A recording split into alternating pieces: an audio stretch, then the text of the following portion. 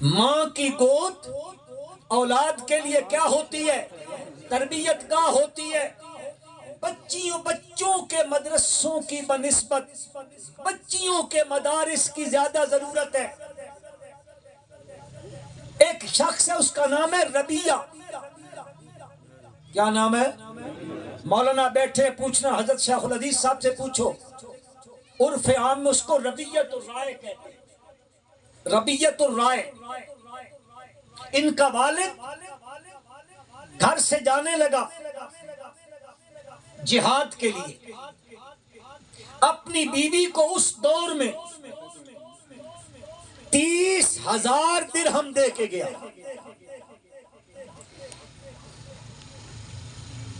وہ ادھر ہی رہا، بچہ پیدا ہو گیا، ماں نے تربیت کی، کرتے کرتے کرتے کرتے اس کا والد 25 سال یا 30 سال کے بعد واپس آیا،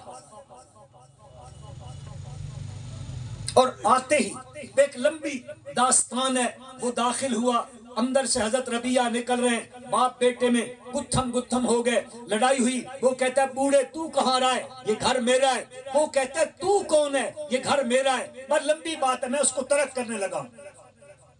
آیا بیٹھا، بیوی کو بلا کے کہتا ہے میں چلا گیا تھا، میں نے تجھے 30,000 درہم دیے تھے، کہاں خرچ کیے؟ اس کا مجھے حساب کتاب دو۔ آپ کو میری بات سمجھ آ رہی ہے؟ اس کی بیوی نے کہا ظہر کی نماز کا وقت ہو گیا ہے، آپ جائیں مسجد نبوی میں نماز پڑھیں۔ نماز پڑھنے کے بعد تھوڑی دیر مسجد نبوی میں بیٹھ جانا، اور اس کے بعد جب واپس آؤ گے تو میں تمہیں اس 30,000 درہم کا حساب کتاب دوں گا۔ وہ گئے، نماز پڑھی۔ نماز پڑھنے کے بعد انہوں نے دیکھا علماء لائن سے بیٹھنے لگ گئے، حلقہ لگ گیا، اور ایک بندہ آیا، 300-400 علماء کو مسجد نبوی میں بیٹھ کر حدیث پڑھانے لگا۔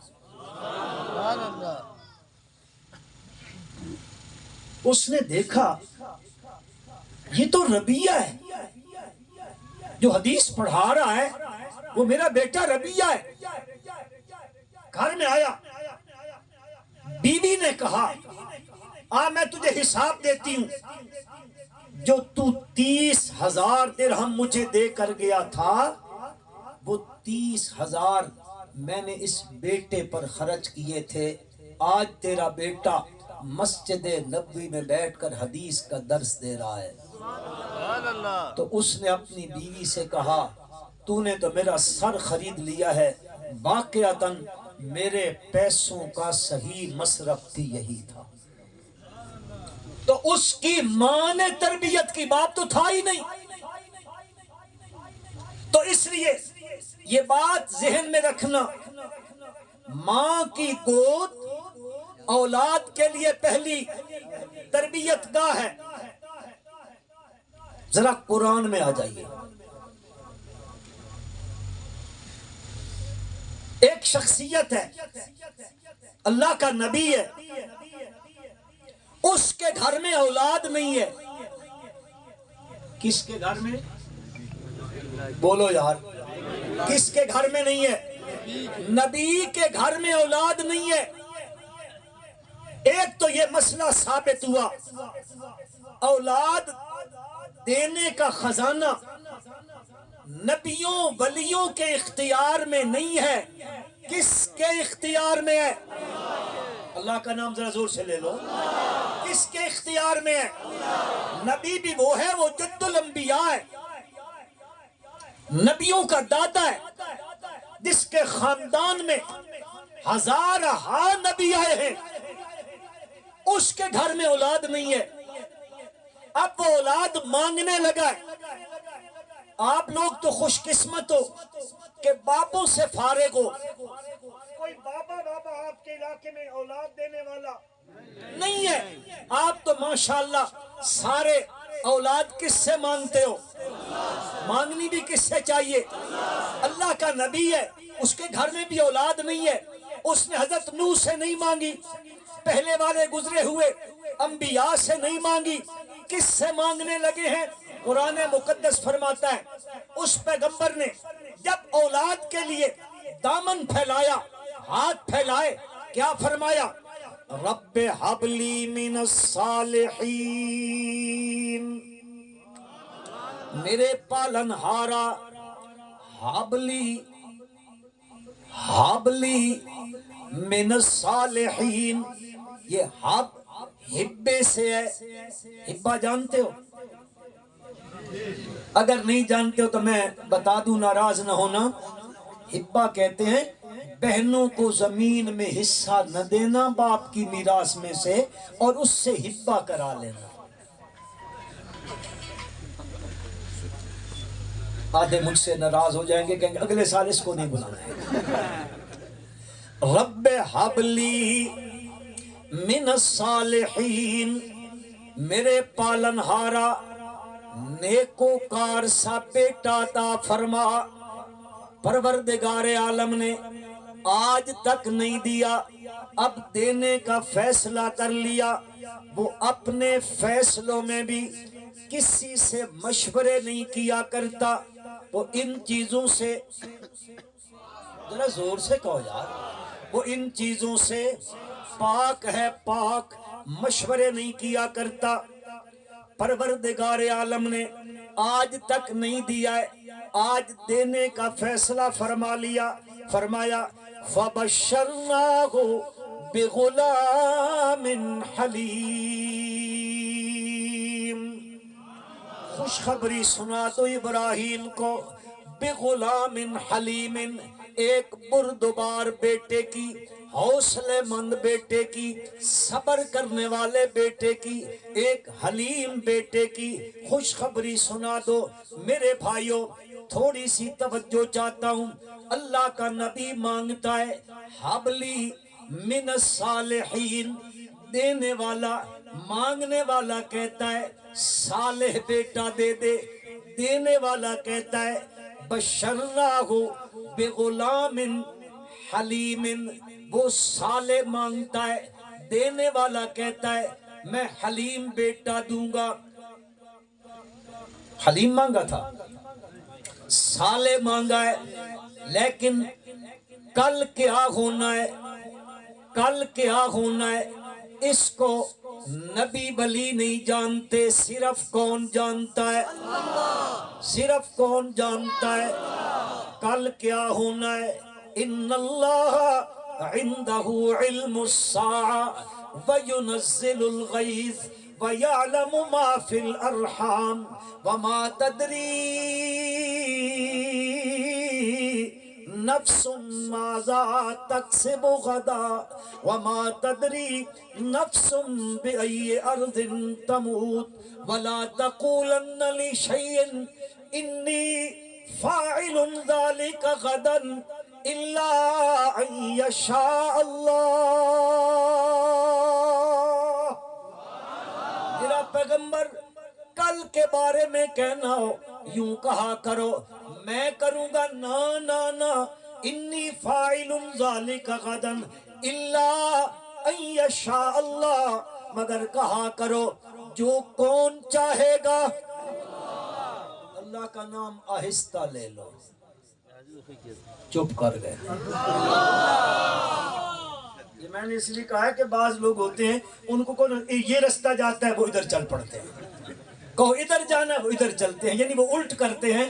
اس لیے میں نے کہا شاید آپ بھی یوں کرتے ہوں۔ ان کے چاہنے سے کچھ نہیں ہوتا، کس کے چاہنے سے ہوتا ہے؟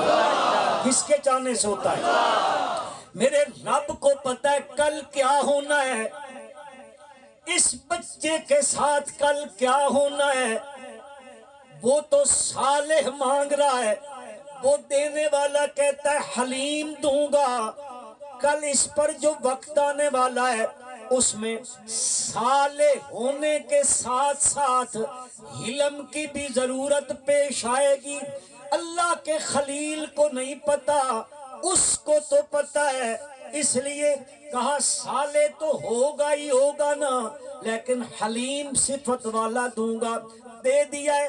اب بیٹا ملا ہے، میرے رب نے کہا اس عمر میں بڑھاپے میں بیٹا دیا ہے، محبت کرنے کی اجازت نہیں ہے، جائیے اس کو بھی اس کی ماں کو لے جائیں۔ ایک بیابان علاقہ ہے، بنجر علاقہ ہے، بالکل ہر طرف سنگلاخ پہاڑیاں ہیں، ادھر جا کے اس کو چھوڑ کے آ جاؤ۔ اللہ کے خلیل نے بٹھایا، بیوی کو بھی بیٹے کو بھی بٹھایا، اس جگہ پہ جا کے چھوڑ دیا۔ جب چھوڑا ہے، تھوڑی سی کھجوریں، تھوڑا سا پانی ہے، وہ دے کے واپس چل پڑا، کچھ نہیں بتایا کیوں چھوڑ کے جا رہا ہوں، کس کے پاس رہو گی، کہاں جا رہا ہوں میں خود، نہیں اماں ساتھ چل پڑی ہے۔ حضرت حاجرہ، یہ اونٹ کی مہار، ہم لوگ تو مہار کہتے ہیں، پتہ نہیں آپ کیا کہتے ہیں جی، گپی، رہنے دو، وہ لگام جو ہے نا، وہ رگام، وہ حضرت اماں حاجرہ پکڑ کے کہتی ہے کہاں جا رہے ہو، کہاں چھوڑ کے جا رہے ہو، کدھر جا رہے ہو؟ میں ہوں، ایک میرا معصوم سا بچہ ہے، یہاں پورے علاقے میں کوئی آبادی نہیں ہے، دور دور تک انسان نظر نہیں آتا ہے، کیوں چھوڑ کے جا رہے ہو؟ وہ چپ چپیتا جا رہا ہے۔ آخر میں اماں حاجرہ کہتی ہے اتنا تو بتا دو، اللہ امرک بہذا، کیا اس کام کا حکم تیرے رب نے دیا ہے؟ فرمایا نعم، اتنی بات کہی اور چل دیا ہے، پہاڑی پہ چڑھا ہے۔ پہاڑی پہ چڑھنے کے بعد پیچھے پلٹ کے دیکھا، نہ بیوی نظر آئی نہ بیٹا نظر آیا، وہیں کھڑے ہو کے کہتا ہے ربنا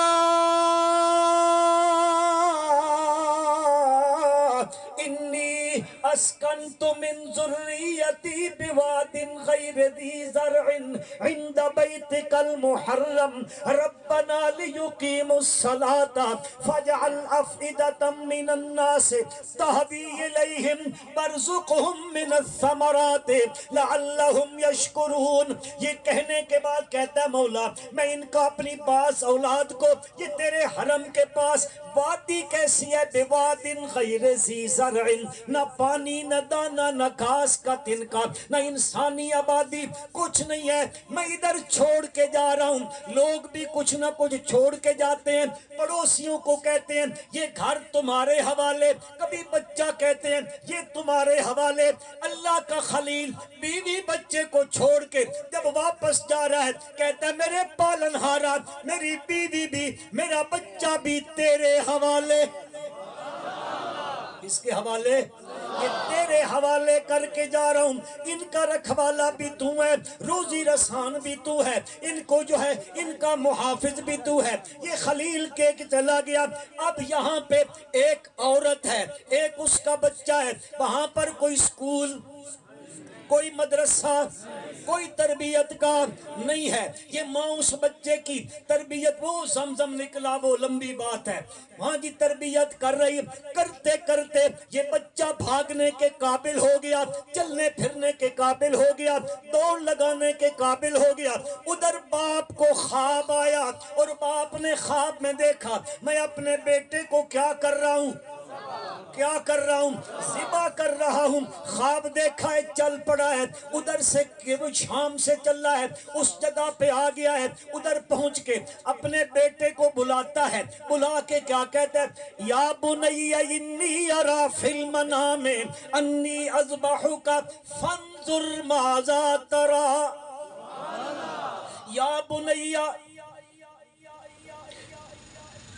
انی ارا فی المنام، منام کہتے ہیں خواب کو، میں نے تجھے دیکھا ہے کس میں، ذرا بولو، ذہن میں رکھنا، ذہن میں رکھنا، پیغمبر کا خواب وہی ہوتا ہے۔ کیوں حضرت؟ پیغمبر کا خواب وہی ہوتا ہے، ہر کسی کا خواب وہی نہیں ہوتا۔ نہیں سمجھو بات، انہاں پہاڑوں سے ڈکے پہ ہو، کہیں باہر نکلو تو ان پتہ لگے۔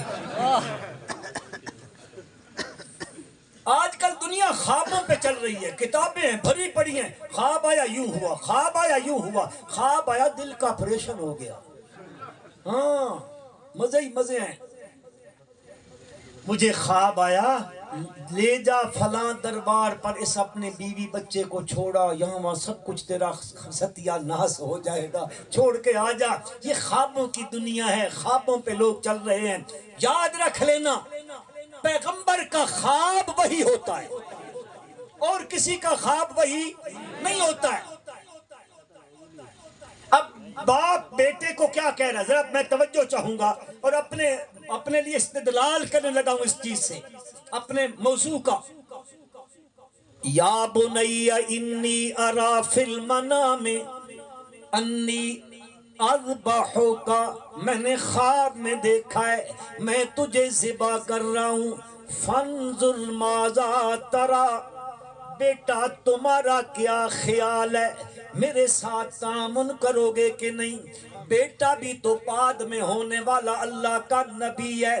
بیٹا بھی سمجھ گیا میرا باپ بھی اللہ کا نبی ہے. نبی کا خواب وہی ہوتا ہے اور بیٹا بھی تو پھر اسماعیل ہے نا.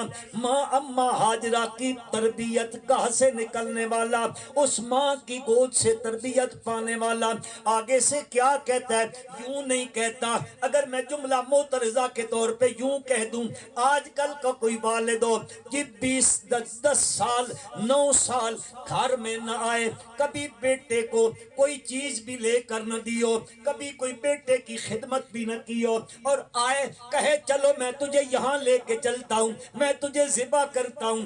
بیٹا کہے گا واہ واہ ابا جی واہ ایک دن پاپڑ بھی نہیں لے کر دیا. آپ کیا پاپڑ بکتا ہے کھاتے ہو میں نے سمجھا آپ شاید کو صحیح خوراک کھاتے ہیں آپ بھی پاپڑ کھاتے ہیں.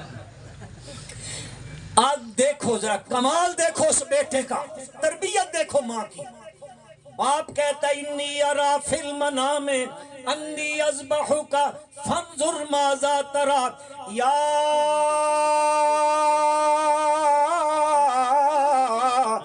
ابت افعل ما تؤمر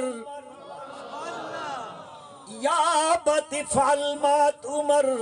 او میرے ابا جان کر گزریے وہ چیز جس کا آپ کو حکم دیا گیا ہے. کیا مطلب ہے دیکھو حکم کی بات کر رہا ہے پتہ چل گیا کہ پیغمبر کا خواب ہے وہ وہی ہے. یہ ابا جی کر دیجئے باقی رہ گیا میرا مسئلہ رہ گیا میں بچہ ہوں. ہاں جی شاید آپ سمجھیں میں کیا معاملہ کروں گا. فرمایا میرا کمال نہیں ہے اس کے اندر ستجدنی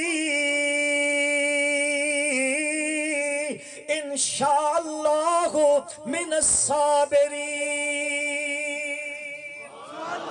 ستجدنی انشاءاللہ من الصابرین. مشکل وقت ہوگا آخر گلے پہ چلنی ہے چھری چلے گی تو مجھے تکلیف ہوگی میری گردن کٹے گی مجھے تکلیف ہوگی آپ مجھے لٹائیں گے مجھے تکلیف ہوگی آپ مجھے باندھیں گے مجھے تکلیف ہوگی آپ ذبح کریں گے میری رگوں سے خون نکلے گا مجھے بڑی تکلیف ہوگی. لیکن ابا جی یہ اپنی جگہ پہ ہے میرا معاملہ یوں سمجھے ستجدنی انشاءاللہ من الصابرین. چھری چلتی رہے گی میرے رب نے چاہا تو آپ مجھے صبر کرنے والا پائیں گے. علامہ اقبال جانتے ہو کہاں ادھر رہتا تھا دریا کے پاس جی. علامہ اقبال کہیں یہ پڑھتا چلتا منا میں پہنچا اس جگہ پر پہنچا جہاں حضرت ابراہیم علیہ السلام حضرت اسماعیل علیہ السلام کو لے کر گئے ذبح کرنے کے لیے. ادھر جو پہنچا اقبال کی نگاہ بھی قرآن مقدس پر تھی. اقبال کہنے لگا یہ فیضان نظر تھا یا مکتب کی کرامت تھی. یہ فیضان نظر تھا یا مکتب کی کرامت تھی. سکھائے کس نے اسماعیل کو آداب فرزندی. یہ فیضان نظر تھا یا مکتب تو جانتے ہو نا مکتب کی کرامت تھی. سکھائے کس نے اسماعیل کو آداب فرزندی، اقبال کہتا ہے میری سمجھ میں نہیں آتا یہ فیضان نظر ہے یا یہ مکتب کی کرامت ہے۔ حضرت اسماعیل کو ابا جی کی ادب کرنے میں، ابا جی کا حکم ماننے میں، پیغمبر کی بات کو تسلیم کرنے میں یہ اس کو کس نے سکھائے؟ یہ فیضان نظر تھا یا مکتب کی کرامت تھی؟ سکھائے کس نے؟ اسماعیل کو آداب فرزندی۔ یقین کیجئے اگر میں اقبال کے پاس ہوتا، میں اقبال کو بتاتا یہ فیضان نظر بھی ہے، یہ مکتب کی کرامت بھی ہے، یہ فیضان نظر بھی ہے، یہ مکتب کی کرامت بھی ہے، یہ فیضان نظر ہے حضرت ابراہیم خلیل اللہ کا، یہ فیضان نظر ہے حضرت ابراہیم خلیل اللہ کا، اور یہ مکتب ہے اماں ہاجرہ کی گود، یہ مکتب ہے اماں ہاجرہ کی گود۔ اس اسماعیل نے جس ماں کی گود کے اندر جو ہے یہ پرورش پائی ہے، جس ماں کی گود کے مدرسے کے اندر بیٹھ کر حضرت اسماعیل نے تعلیم حاصل کی ہے، جس ماں کی گود میں بیٹھ کر یہ تربیت حاصل کی ہے، یہ اس مکتب کی کرامت ہے، یہ اماں ہاجرہ کے گود والے مکتب کی کرامت ہے۔ اس لیے عرض کرنے لگا ہوں مسلمانوں، میری بات ذرا غور سے سننا، اس لیے عرض کرنے لگا ہوں بچوں کی بنسبت بچیوں کے مدارس کی زیادہ، ذرا زور سے کہو یار، ذرا زور سے کہو، لوگوں کا نظریہ یہ بنا ہوا ہے شاید بچہ عالم بن سکتا ہے، بچہ محدث بن سکتا ہے، بچہ حافظ بن سکتا ہے، بچہ قاری بن سکتا ہے، بچہ فقیہ بن سکتا ہے، بچہ مفتی بن سکتا ہے۔ تو کیوں بچہ اگر مفتی اور قاری اور محدث اور فقیہ بن سکتا ہے، بچی حافظہ کیوں نہیں بن سکتی؟ بچی عالمہ کیوں نہیں بن سکتی؟ بچی محدثہ کیوں نہیں بن سکتی؟ اگر آپ اجازت دے دیں میں ایک بات کہنے لگا ہوں، ایک بات کہنے لگا ہوں۔ حضرت عبداللہ ابن عمر رضی اللہ تعالی عنہما بہت بڑے محدث ہیں صحابہ میں۔ مجھے خوشی یہ ہے کہ میں شیوخ کے درمیان بیٹھ کے بات کر رہا ہوں اور انشاءاللہ شیوخ اس بات کی تائید کریں گے۔ صحابہ میں بہت بڑے محدث ہیں حضرت عبداللہ ابن عمر رضی اللہ تعالیٰ عنہما۔ ایک روایت آتی ہے بخاری میں بھی ہے،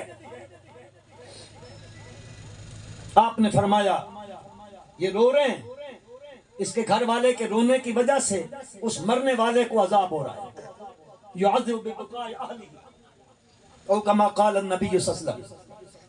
اب یہ حدیث حضرت عبداللہ ابن عمر نے دیکھی اور انہوں نے یہ نظریہ بنا لیا گھر والے روئے نا کسی میت پر، ان کے رونے کی وجہ سے میت کو عذاب ہوتا ہے۔ اب یہ بات چلتے چلتے توجہ ہے جی، ہاتھ کھڑا کر کے مجھے بتائیں جس چیز کی توجہ نہیں ہے۔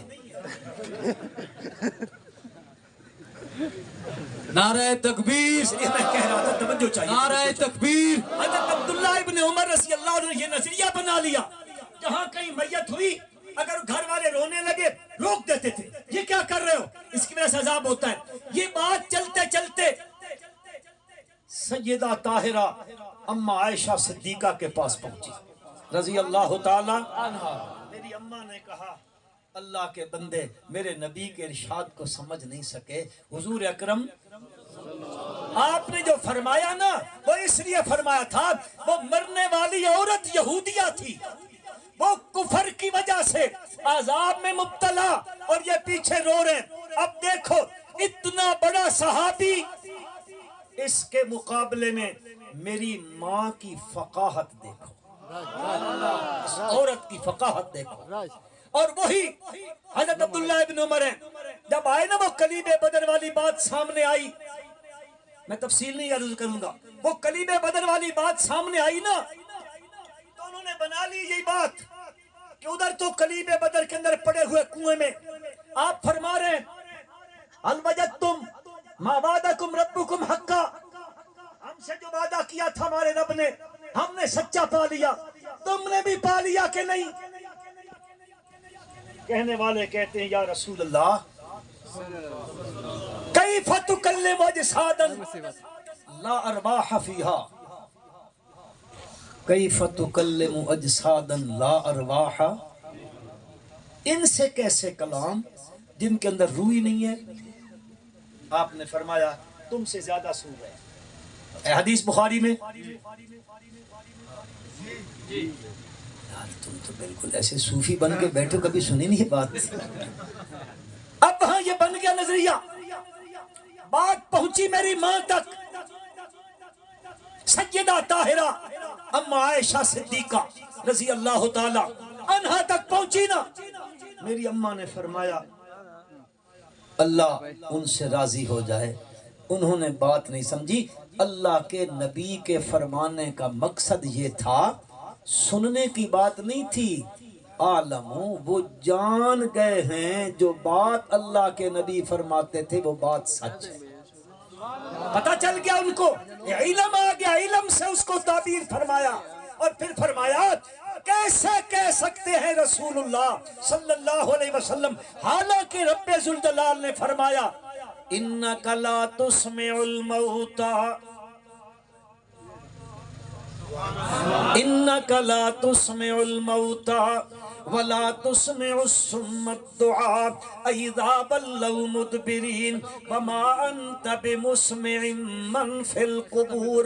میری ماں قرآن کی آیت سے استدلال فرما کے کہتی ہیں، دوبارہ عرض یہ کرنا چاہتا ہوں، اگر مرد عالم بن سکتا ہے تو عورت بھی عالمہ، ذرا زور سے کہو یار، بن سکتی ہے۔ وہ حافظ بن سکتا ہے، یہ حافظہ بن سکتی ہے، وہ فقیہ بن سکتا ہے، یہ فقیہہ بن سکتی ہے۔ اور کبھی کبھی یوں بھی ہوتا ہے مسلمانوں، مرد کے پاؤں جو ہے ان میں لرز آ جاتا ہے، لڑکھڑانے لگ جاتے ہیں، لڑکھڑانے لگ جاتے ہیں، عورتیں تسلیاں دینے لگ جاتی ہیں، تسلیاں دینے لگ جاتی ہیں۔ خندق غزوہ خندق ہے، کھودی جا رہی ہے، حضرت جابر ہیں رضی اللہ تعالیٰ عنہ گئے ہیں، یا رسول اللہ آئیے نظر، میں نے دیکھا ہے آپ نے اپنے پیٹ پہ پتھر باندھا ہوا، بھوک کی وجہ سے بڑی تکلیف ہوئی مجھے، میں گھر میں گیا، دیکھا ایک چھوٹا سا بکری کا بچہ، وہ میں نے ذبح کر کے دے دیا، بیوی کو کہا آٹا گوندھ کے روٹی کی تیاری کرو، اور آئے ہیں نبی اکرم صلی اللہ علیہ وسلم کی خدمت عالیہ میں آ کے کہتے ہیں یا رسول اللہ جو ہے آپ میں سے 4-5 بندے آ جاؤ، ان کی میرے گھر میں دعوت ہے۔ نبی اکرم صلی اللہ علیہ وسلم نے فرمایا وہ جو خندق کھودنے والے ہیں، آپ نے فرمایا او یار چلو تم سب کی جابر کے گھر میں دعوت ہے۔ علماء بیٹھے ہیں، پوچھ لینا کم از کم تقریباً کم و بیش 1400 بندہ ہے۔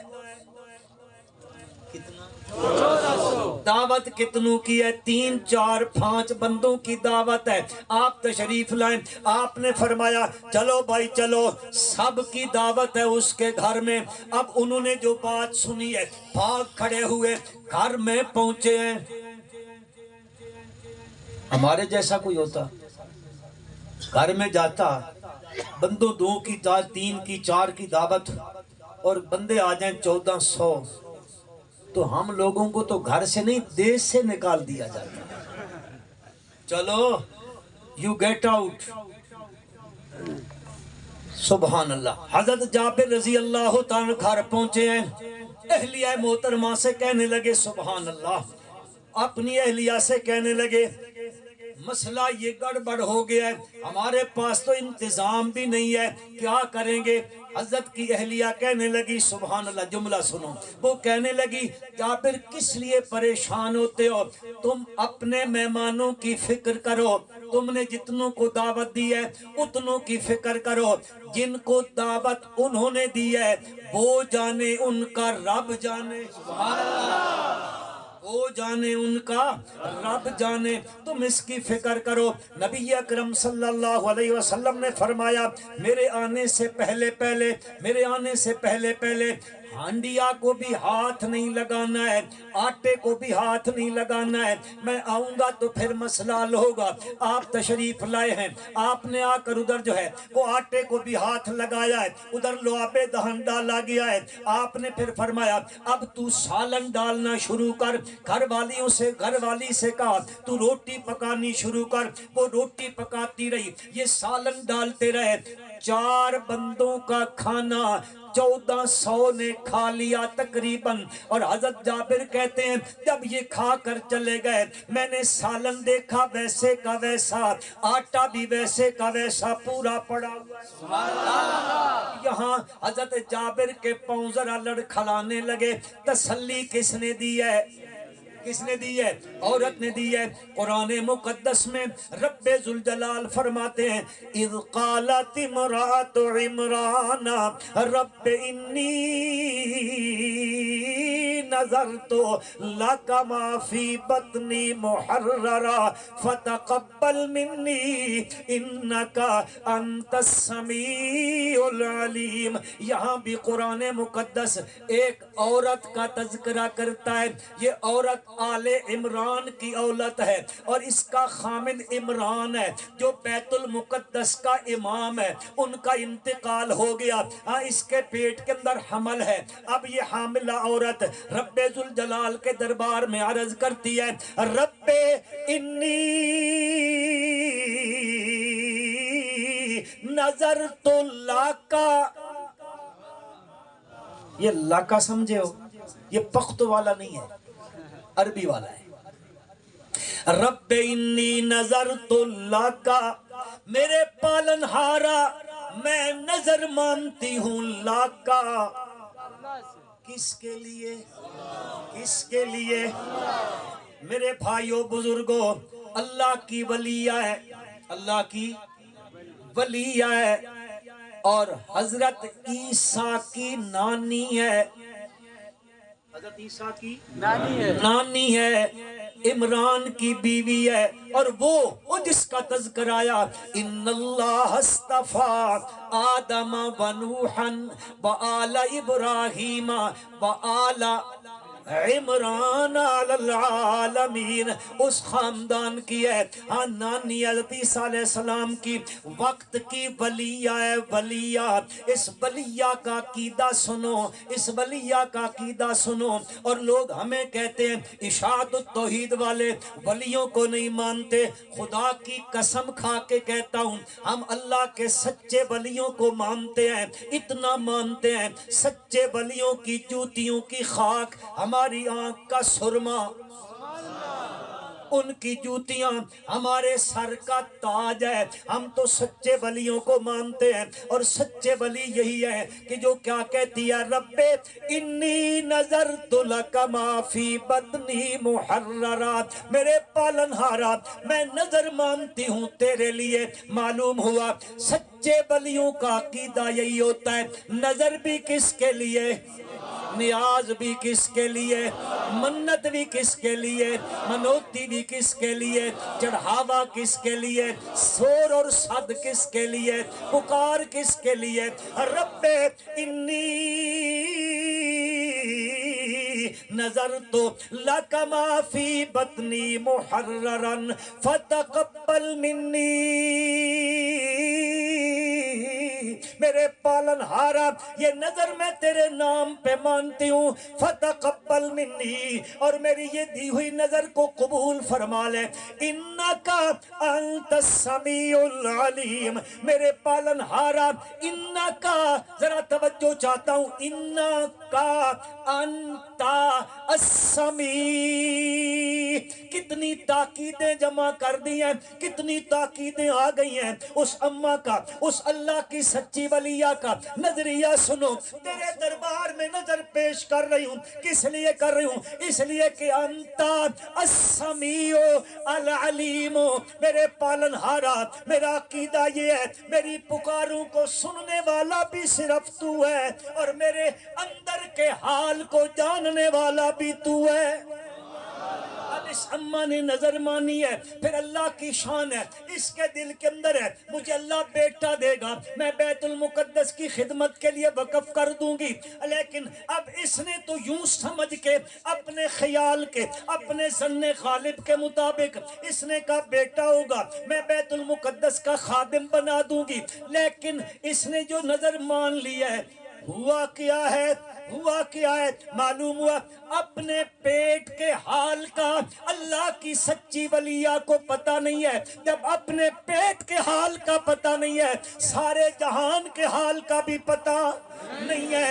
اللہ پاک فرماتے ہیں فَتَقَبَّلَهَا رَبُّهَا بِقَبُولٍ حَسَنٍ وَأَنبَتَهَا نَبَاتًا حَسَنًا وَكَفَّلَهَا زَكَرِيَّا۔ حضرت مریم کی اماں کی نظر کو میرے رب نے قبول کیا، پھر حضرت مریم کو اللہ پاک نے بڑھایا، اس کی نظر قبول ہو گئی، احسن قبول کے ساتھ ہو گئی، حسن قبول کے ساتھ ہو گئی ہے، پھر اس کی تربیت ہونے لگی ہے۔ اب اللہ کا کرنا ایسے ہوا ہے، اس کے دل میں تھا بیٹا ہوگا، آگے سے کہتی ہے فَلَمَّا وَضَعَتْهَا قَالَتْ رَبِّ إِنِّي وَضَعْتُهَا أُنْثَىٰ إِنِّي سَمَّيْتُهَا مریم، إِنِّي سَمَّيْتُهَا مریم، میرے پالن ہارا میں نے تو بچی کو جنم دیا ہے اور میں نے اس کا نام رکھ دیا ہے، میں نے نام رکھ دیا ہے۔ ہمارے ہاں پتہ کیا ہوتا ہے، آپ سمجھدار پڑھے لکھے لوگ بیٹھے ہو، آپ نے دیکھا ہوگا روڈوں پر وہ پینا فلیکس لگے ہوتے ہیں یا یہ اشتہار لگے ہوتے ہیں بڑے بڑے ایڈورٹائزمنٹ کے، مشہوریوں کے۔ لیکس صابن کی مشہوری ہوتی ہے، اوپر لیکس ہوتا ہے، نیچے عورت کی تصویر ہوتی ہے کہ نہیں ہوتی ہے؟ چلو اتنے بندے بیٹھے ہو، مجھے کوئی بندہ وہاں اس پر لکھی ہوئی عورت کی تصویر کے ساتھ اس کا نام بھی لکھا ہوتا ہے۔ میں بات سمجھانا چاہتا ہوں، ہم کہتے ہیں نام کو چھپاؤ، عورت کا نام لینا پڑ جائے وہ چپ ہوئے، عورت کا نام لے رہے ہو، عورت کے نام لینے میں کوئی قباحت نہیں ہے، اگر ہوتی نا تو حدیث میں نہ آتا عن عائشہ تھا، آتا ہے نہیں حدیث میں، عن ام سلمہ تھا رضی اللہ تعالی ہے، لیکن ہم کیا کرتے، نام کو نہیں چھپانا تھا، عورت کو چھپانا تھا، ہم نے نام چھپایا، عورت کو ظاہر کر دیا۔ سمجھو بات کہ نہیں سمجھو؟ سمجھے۔ انی سمیتها مریم وانی اعیذها بک وذریتها من الشیطان الرجیم۔ اللہ کا قرآن کہتا ہے حضرت زکریا کی کفالت میں چلی گئیں، انہوں نے بیت المقدس کی سیڑھیوں کے پاس اوپر والی جگہ پر ایک کمرہ ہے، اس کمرے میں حضرت مریم کو ٹھہرا دیا گیا ہے۔ اب کفلہا زکریا، کفالت ہو رہی ہے، حضرت زکریا علیہ السلام آتے ہیں، کھانے پینے کی اشیاء دے جاتے ہیں، اس کے بعد پھر مکفل کر دیتے ہیں، واپس تشریف لاتے لے جاتے ہیں۔ ایک دن حضرت زکریا علیہ السلام اماں مریم کے کمرے کے اندر آئے ہیں، اللہ کا قرآن کہتا ہے حضرت زکریا علیہ السلام جب آئے انہوں نے جو دیکھا تو وہاں پر بے موسم پھل پڑے ہوئے ہیں، بے موسم پھل، کہنے لگے یا مریم انا لک ھذا، اے مریم یہ کہاں سے آئے ہیں، کدھر سے آئے ہیں، انا لک ھذا، علماء بیٹھے ہیں، انا دو قسم کا ہوتا ہے، انا زمانیہ بھی ہوتا ہے، نعرہ نہیں لگانا ہے، نہیں لگانا ہے، یہ تو خلاف شریعت کام ہے، میں قرآن پڑھ رہا ہوں اب نعرہ لگائیں گے؟ ہاں ہم سب کے قائد ہیں، وہ تشریف لا رہے ہیں، انشاءاللہ آئیں گے اور بہت خوبصورت بیان بھی کریں گے، ناراض بھی نہ ہو۔ یا مریم انا لک ھذا، یا مریم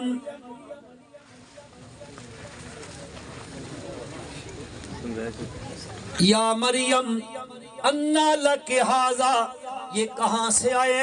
علماء تشریف فرمائے، انا زمانیہ بھی ہوتا ہے، انا مکانیہ بھی ہوتا ہے، کیا کہتے ہیں انا لک ھذا، اگر زمانیہ بناؤ معنی بنے گا مریم ان چیزیں، یہ جو چیزیں ہیں اس موسم میں فلسطین میں نہیں ملتی ہے، موسم نہیں ہے ان کا۔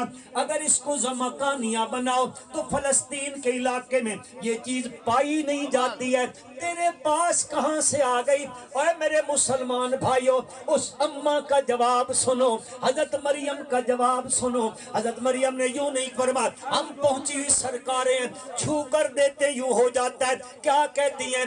قالت ہوا من عند اللہ، کس نے دیے؟ اونچا نام لے لو، نہیں لے تو میں بس کرتا ہوں یار، کمال ہے خدا۔ انا قالت یا مریم انا لک ھذا قالت ہوا من عند اللہ، کس نے بھیجے ہیں؟ اس نے دیے، اس نے دیے جو موسموں کا محتاج نہیں ہے، اس نے دیے جو موسموں کا محتاج۔ حضرت شیخ القرآن مولانا غلام اللہ خان، کہو یار زور سے کہو، رحمت اللہ تعالی علیہ، فرماتے تھے میں نے یہ آیت قرآن کی پڑھی اور آگے حضرت زکریا کا تذکر آتا ہے کہ وہ کہتے ہیں مولا ہنالک دعا زکریا ربا قال رب ہب لی من لدنک ذریۃ طیبہ۔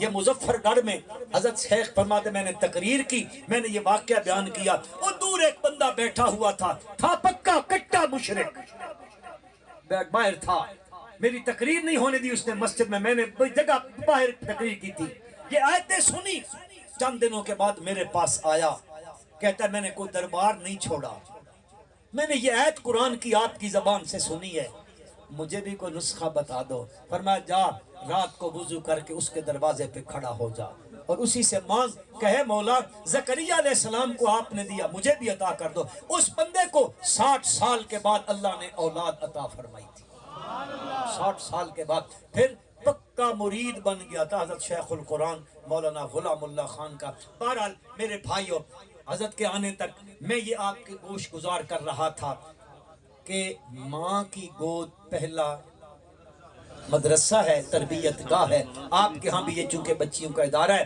میں آپ سے گزارش کروں گا اپنی بچیوں کو اس ادارے میں داخل کروائیں اور ادارے کے ساتھ تعاون بھی فرمائیں تاکہ یہ ادارہ پھلے پھولے اور علاقے میں اللہ کے دین کا چرچا ہو جائے، یہ گلشن آباد ہو جائے۔ اللہ تعالیٰ ان کی اس محنت اور کاوش کو شرف قبولیت عطا فرمائیں۔